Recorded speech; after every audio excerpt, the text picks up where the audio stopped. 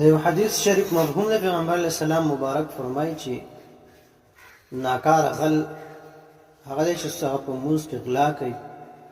دا ناکاره یې ورته په دې باندې وویل چې لکه عام طور باندې یو انسان غلا وکړي نو ځه څه فایده خو ورکړي د دنیا یا د آخرت فایده خو پکې نشته، خو لکه د دنیا فایده خو ورکړي که نه کم سے کم. او دا داسې ناکاره غل دی چې دته نه دنیا څه فایده حاصلېږي او نه ورته د آخرت څه فایده حاصله شوه. اصحابو عرض وکړه یا رسول الله داسې څنګه غل دی چې هغه په مونځ کې غلا کوي؟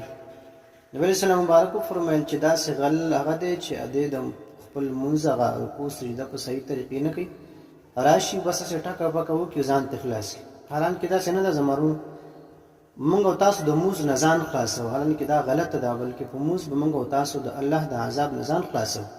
په کار داسې هم کوو چې په صحیح طریقې سره وشي چې د هغې رکوع سجده په صحیح طریقې سره ادا کړو، نو دا به زموږ